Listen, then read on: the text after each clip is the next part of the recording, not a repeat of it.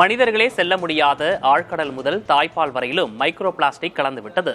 உலகம் முழுக்க பெரும் பிரச்சனையாக இருக்கும் இந்த மைக்ரோ பிளாஸ்டிக் மாசுபாட்டில் கிட்டத்தட்ட 50 விழுக்காடு வாகனங்களின் டயர்கள்தான் காரணம் என்பதை நம்ப முடிகிறதா? ஆனால் அதுதான் உண்மை என்கிறது சமீபத்தில் வெளியான ஆய்வு. கார், பைக் போன்ற நம்முடைய வாகனங்களின் டயர்கள் தேய்மானம் அடைந்தால் உடனே புதிய டயரை வாங்கிக் கொள்கிறோம். ஆனால் பழைய டயரில் தேய்மானம் அடைந்த துகள்கள் எங்கு செல்கின்றன? அவை என்ன மாதிரியான சூழலில் சீர்கேட்டை ஏற்படுத்துகின்றன என்பதை பற்றி நம்மில் பெரும்பாலானோர் அறிந்திருக்க வாய்ப்பில்லை. ஆனால் சுற்றுச்சூழல் மேலாண்மை இதழ் வெளியிட்டுள்ள ஆய்வுக் கட்டுரை பல அதிர்ச்சிகரமான தகவல்களை தெரிவித்துள்ளது. வாகனங்கள் சாலையில் செல்லும் போது அதன் டயர்களிலிருந்து நுண்ணிய மைக்ரோ பிளாஸ்டிக்குகள் உதிர்கின்றன. சாலைகளில் உதிரும் இந்த டயர் தேய்மான துகள்கள் மழைக்காலங்களில் வடிகால்களிலும் கால்வாய்களிலும் அடித்துச் செல்லப்பட்டு ஆறு, குளம், ஏரி, கடல் என அனைத்து நீர்நிலைகளிலும் கலக்கின்றன. இப்படி நீர்நிலைகளில் கலக்கும் நச்சுத்தன்மை வாய்ந்த மைக்ரோ பிளாஸ்டிக்குகள் மீன்கள், நண்டுகள், சிப்பிகள் போன்ற நீர்வாழ் உயிரினங்களின் உணவுகளிலும் கலந்து விடுகின்றன. இதனால் நீர்வாழ் உயிரினங்கள் பாதிப்பதோடு அவற்றை உண்ணும் விலங்குகள், மனிதர்களுக்கும் தீங்கு ஏற்பட வாய்ப்புள்ளதாகவும் அது குறித்து ஆய்வு நடைபெற்று வருவதாகவும் தெரிவிக்கப்பட்டுள்ளது. இந்த நச்சுத்தன்மைக்கு டயர்கள் சிதையாமல் இருப்பதற்காக சேர்க்கப்படும் 6PPD என்ற வேதிப்பொருளில் இருந்து வரும் ரசாயனம்தான் காரணம் என ஆய்வாளர்கள் தெரிவிக்கின்றனர். சீனாவில் நடத்தப்பட்ட ஆய்வில் 6PPD வேதிப்பொருள் குழந்தைகள் மற்றும் பெரியவர்களின் சிறுநீரிலும் கண்டறியப்பட்டுள்ளதாக கூறப்படுகிறது. இவை மனிதர்களின் கல்லீரல், நுரையீரல் மற்றும் சிறுநீரகங்களையும் சேதப்படுத்த வாய்ப்புள்ளது. எனவே டயர்களில் 6PPDக்கு மாற்றுகளை அடையாளம் காண வேண்டும் என interstate technology and regulatory council கடந்த 2023ஆம் ஆண்டு அறிவுறுத்தியது. ஆனால் டயர் உற்பத்தியாளர்கள் தரப்போ இதற்கு பொருத்தமான மாற்று இல்லை என கூறுகிறது. இதை இப்படியே விட்டால் இந்த மைக்ரோ பிளாஸ்டிக்குகள் நீர்வாழ், நிலவாழ் உயிரினங்களை மட்டுமல்லாமல் ஒட்டுமொத்த இயற்கை சமநிலையையே பெரிய அளவில் பாதிக்கும் என எச்சரிக்கிறார்கள் ஆய்வாளர்கள். புதிய தலைமுறைக்காக செய்தியாளர் ரா. அரவிந்தராஜ். இனிவரும் செய்திகளை அடுத்தடுத்து பார்க்கலாம்.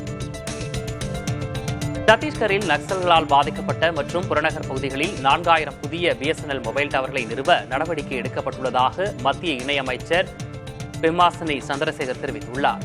பாதுகாப்பு படைகளின் அனுமதி மற்றும் வனத்துறையின் ஒப்புதலுக்கு பிறகு இத்திட்டம் கட்டமைக்கப்படும் என்றும் அவர் கூறினார்.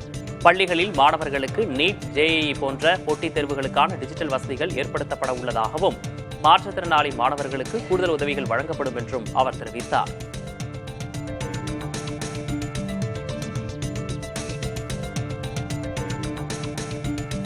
இமாச்சல பிரதேசத்தில் பெய்த பெருமழையால் தந்தையை இழந்து தாயும் பாட்டியும் வெள்ளத்தில் அடித்துச் செல்லப்பட்ட நிலையில் அனாதையான 10 மாத பெண் குழந்தையை மாநிலத்தின் குழந்தையாக அம்மாநில அரசு அறிவித்துள்ளது. மண்டி பகுதியில் தல்வாரா என்ற கிராமத்தில் கடந்த 30ஆம் தேதி நள்ளிரவு கொட்டித்தீர்த்த பெருமழையில் வீட்டிற்குள் வெள்ளம் புகுந்தது. இதில் ரமேஷ் என்பவர் உயிரிழந்தார். அவரது மனைவியும் தாயும் வெள்ளத்தில் அடித்துச் செல்லப்பட்ட நிலையில் அவர்கள் என்ன ஆனார்கள் என்பது இன்னும் தெரியவில்லை. நீத்திகா என்ற 10 மாத பெண் குழந்தை மட்டும் நல்வாய்ப்பாக உயிர் பிழைத்தது. பச்சிலம் குழந்தை தற்போது அதன் அத்தை கிருணாதேவி பாதுகாப்பில் உள்ளது. இந்நிலையில் குழந்தையின் வளர்ப்பு, கல்வி செலவுகள், எதிர்கால தேவைகள் அனைத்தையும் மாநில அரசே நிறைவேற்றும் என மாநில அமைச்சர் ஜெகத் சிங் நேகி தெரிவித்துள்ளார்.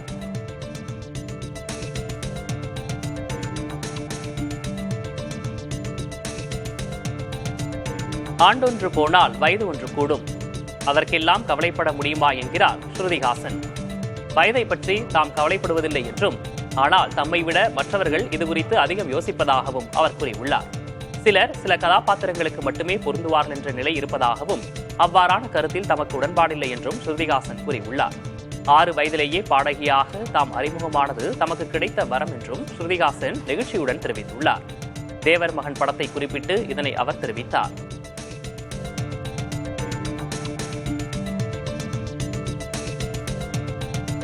ரஷ்யா, வடகொரியா இடையிலான நேரடி விமான சேவையை 30 ஆண்டுகளுக்கு பிறகு மீண்டும் தொடங்கியுள்ளதாக ரஷ்யா அறிவித்துள்ளது.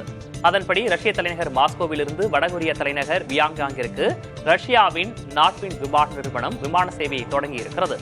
முதல் சேவையாக 400 பயணிகளுடன் விமானம் புறப்பட்டுச் சென்றதாக தெரிவிக்கப்பட்டுள்ளது. இரு நாட்டு மக்களின் தேவைகளை பூர்த்தி செய்யும் நோக்கத்தில் மாதம் ஒரு விமானம் ரஷ்யாவிலிருந்து இயக்கப்படும் என தெரிவிக்கப்பட்டுள்ளது.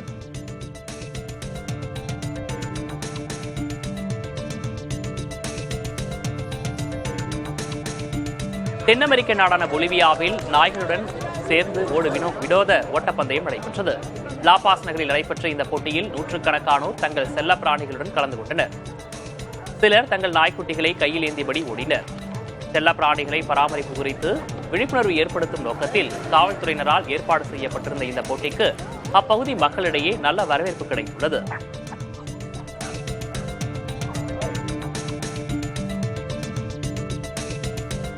இந்தியாவில் ஆன்லைன் ஷாப்பிங் சந்தை வருங்காலங்களில் மிகப்பெரிய வளர்ச்சியை காணும் என மெக்கின்சி கம்பெனி நிறுவனம் தெரிவித்துள்ளது. தற்போது 85 கோடி பேர் இணையதள வசதி பெற்றுள்ளதாகவும், ஆனால் 20 முதல் 25 விழுக்காடு பேர் மட்டுமே ஆன்லைன் ஷாப்பிங் செய்வதாகவும் அந்நிறுவனம் ஆய்வு தெரிவித்துள்ளது. ஆனால் அமெரிக்காவில் இணையதள வசதி பெற்றுள்ளோரில் 85 விழுக்காடு பேர் ஆன்லைனில் பொருட்களை வாங்குவதாகவும் அந்நிறுவனம் கூறியுள்ளது.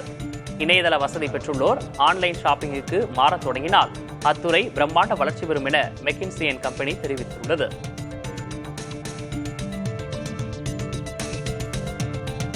தமிழ்நாட்டில் உள்ள அனைத்து நியாய விலைக் கடைகளிலும் UPI மூலம் பணம் செலுத்தும் வசதியை அறிமுகப்படுத்த தமிழக அரசு திட்டமிட்டுள்ளது. ஏற்கனவே 10,661 நியாய விலைக் கடைகளில் UPI வசதி இருக்கிறது. அடுத்த ஓராண்டுக்குள் மாநிலம் முழுவதிலும் உள்ள 37,328 நியாய விலைக் கடைகளிலும் இந்த வசதி கொண்டுவரப்படும் என்று கூட்டுறவு, உணவு மற்றும் நுகர்வோர் பாதுகாப்புத்துறை அதிகாரிகள் தெரிவித்துள்ளனர்.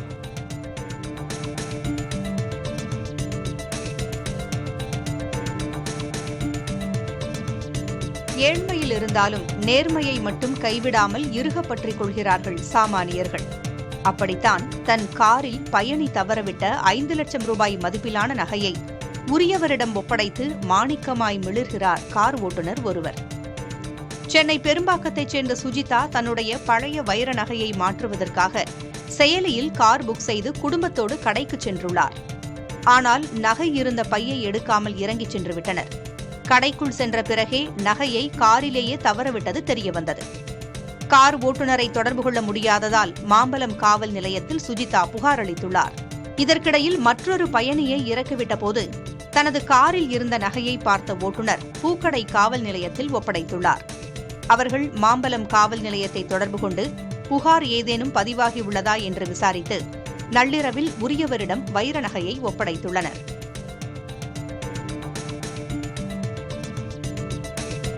ஸ்காட்லாந்திற்கு பயணம் மேற்கொண்டுள்ள அமெரிக்க அதிபர் டொனால்டு டிரம்ப் டான்பெரி பகுதியில் உள்ள கோல்ஃப் மைதானத்தில் கோல்ஃப் விளையாடி பொழுதை கழித்தார்.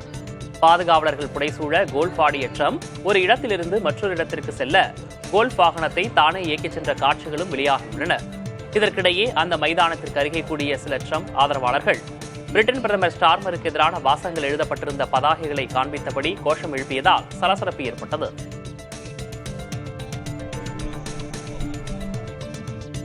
கியூபாவுக்கான இந்திய தூதர் தோங் கோமாங் ஆம்ஸ்ட்ராங் திருமண வாழ்வு சார்ந்த வினோதமான சிக்கலில் சிக்கியுள்ளார். 1994 திருமணம் செய்த ஆம்ஸ்ட்ராங் குக்கி பழக்க வழக்கப்படி விவாகரத்து பெற்று வேறு ஒரு பெண்ணை திருமணம் செய்தார். ஆனால் கிறிஸ்தவ திருமண சட்டத்தின்படி இந்த விவாகரத்து செல்லாது என கவுஹாத்தி உயர்நீதிமன்றம் 2022 தீர்ப்பளித்தது. தங்களது மகளை தன்னிடமிருந்து சதி செய்து பிரித்திருப்பதாக முதல் மனைவி நெய்கோல் சாங்சன் ஆம்ஸ்ட்ராங் மீது குற்றம் சாட்டியுள்ளார். இது தொடர்பான வழக்கு உச்சநீதிமன்றத்தில் நடந்து வருகிறது.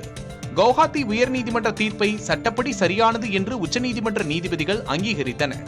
பெங்களூருவுக்கு சென்று அங்கு கல்வி கற்று வரும் தனது மகளுடன் நேரம் செலவிடுவதற்காக நொய்கோலுக்கு 3 லட்சம் ரூபாய் வழங்க ஆம்ஸ்ட்ராங்குக்கு உச்சநீதிமன்றம் உத்தரவிட்டுள்ளது. இந்தியாவில் உள்ள மின்சார வாகன உற்பத்தி ஆலைகள் விரைவில் மூடப்படும் நிலைக்கு தள்ளப்படும் என அதிர்ச்சி தகவல் வெளியாகியுள்ளது. மின்சார வாகனங்களில் பயன்படுத்தப்படும் அரிய வகை காந்தம் சீனாவின் கட்டுப்பாடுகளால் இந்தியாவிற்கு தற்போது கிடைப்பதில்லை. ஏற்கனவே இறக்குமதி செய்த காந்தங்கள் கையிருப்பு இம்மாத கடைசி வரை மட்டுமே நீடிக்கும் என்று கூறப்படுகிறது. எனவே மாற்று வழிகளில் அந்த காந்தத்தை பெற முனைந்தால் அது வாகனங்களின் விலை கடுமையாக உயர வழிவகுத்து விற்பனை கணிசமாக குறைய காரணமாகிவிடும்.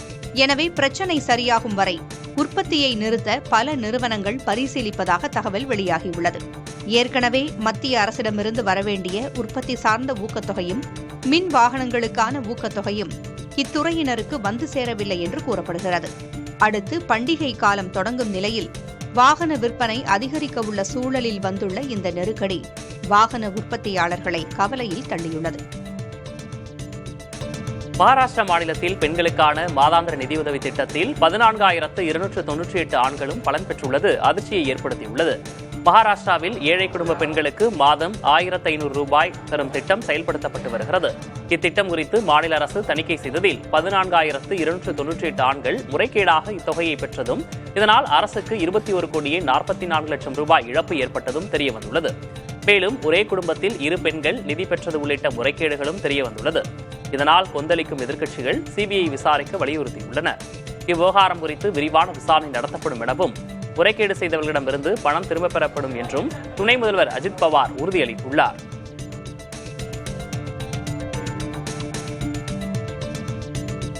செக் குடியரசு அதிபர் பீட்டர் பவெல் திபெத்திய தலைவர் தலாய் லாமாவை லடாக்கில் சந்தித்தார். அப்போது செக் குடியரசு அதிபர் தலாய் லாமாவிற்கு 90வது பிறந்தநாள் வாழ்த்துக்களை கூறியதுடன் பல்வேறு விவகாரங்கள் குறித்து பேசியதாக தெரிவிக்கப்பட்டுள்ளது. தலாய் லாமாவை சந்திப்பதற்காகவே ஒரு வெளிநாட்டின் தலைவர் இந்தியா வந்துள்ளது இதுவே முதல் முறையாகும். இதற்கிடையே செக் அதிபர் தலாய் லாமாவை சந்தித்ததற்கு சீனா எதிர்ப்பு தெரிவித்துள்ளது.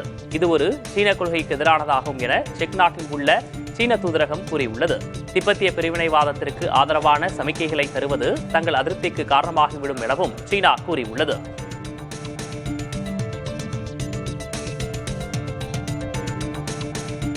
சென்னை விமான நிலையத்தில் தரைவழி சேவைக்கான துருக்கி நிறுவனத்தின் ஒப்பந்தம் ரத்து செய்யப்பட்ட நிலையில் அடுத்த 3 மாதங்களுக்குள் புதிய நிறுவனத்தை நியமிக்கும் பணிகள் நடைபெற்று வருகின்றன. சென்னை விமான நிலையத்தில் ஏர்போர்ட் சர்வீசஸ், பேட் ஏர்போர்ட் சர்வீசஸ், செலபி ஆகிய 3 நிறுவனங்கள் தரைவழி சேவைகளை ஒப்பந்தத்தின் அடிப்படையில் செய்து வந்தன.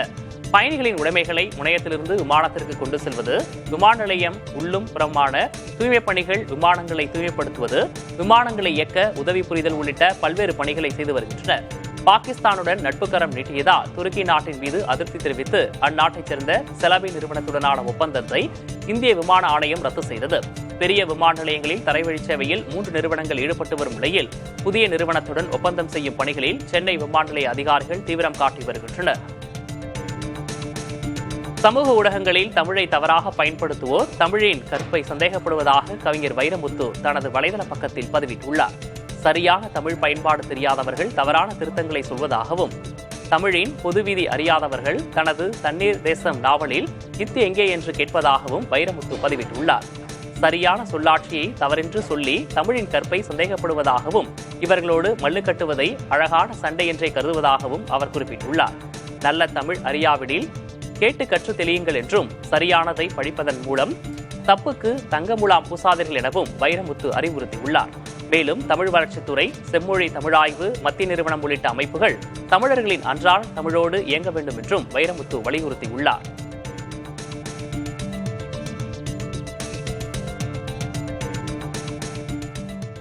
அண்மை செய்திகளுக்கு இணைந்திருங்கள் புதிய தலைமுறையுடன்.